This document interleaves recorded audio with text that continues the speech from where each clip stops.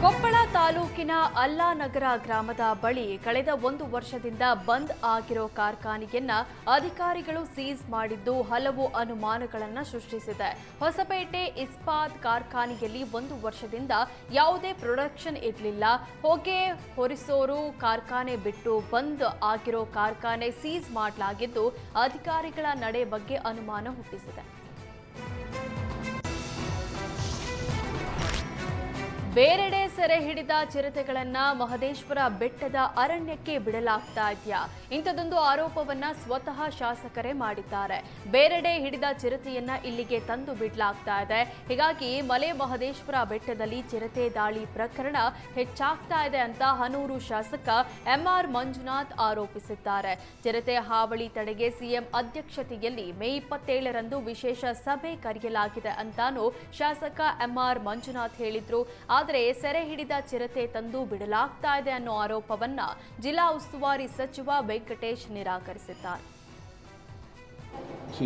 ರಾಮನಗರ, ಚನ್ನಪಟ್ಟಣ ಈ ಮಧ್ಯದಲ್ಲಿ ಇರ್ತಕ್ಕಂಥ ಈ ಕುರ್ಚಲ್ ಕಾಡ್ದು ಅಲ್ಲಿರ್ತಕ್ಕಂಥ ಪ್ರಾಣಿಗಳು ತಂದು ಈ ದೊಡ್ಡ ಕಾಡು ಅಂತ ಹೇಳಿ ಇಲ್ಲಿ ತಂದು ಬಿಟ್ಟಿರೋದ್ರಿಂದ ಈ ಸಮಸ್ಯೆ. ದಯವಿಟ್ಟು ಅರ್ಥ ಮಾಡ್ಕೊಳ್ಳಿ. ನೀವು ಅದನ್ನು ಉಲ್ಲೇಖ ಮಾಡಿ.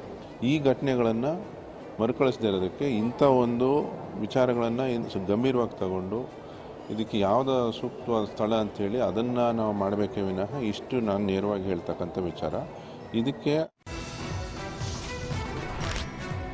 ಉಡುಪಿ ಜಿಲ್ಲೆಯ ಕೋಟಾ ಸಮೀಪದ ನಾಗರಮಠ ಮರಳು ದಕ್ಕೆಯಲ್ಲಿ ಅಕ್ರಮ ಮರಳುಗಾರಿಕೆ ಆರೋಪ ಗಂಭೀರ ಸ್ವರೂಪ ಪಡೆದಿದೆ.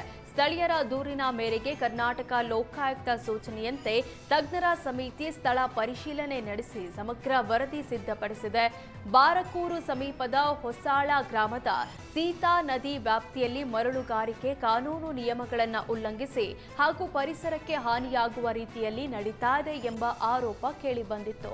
ಈ ಕುರಿತು ಸ್ಥಳೀಯರಾದ ಗಣೇಶ್ ಶೆಟ್ಟಿ ಲೋಕಾಯುಕ್ತಗೆ ದೂರು ಕೊಟ್ಟಿದ್ರು.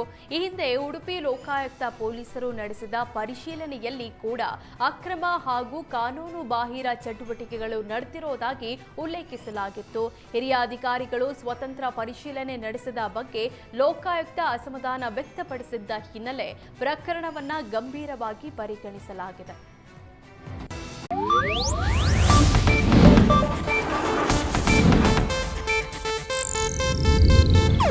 ಇದು ಏಷ್ಯಾನೆಟ್ ನ್ಯೂಸ್ ನೆಟ್ವರ್ಕ್ ಪ್ರಸ್ತುತಿ.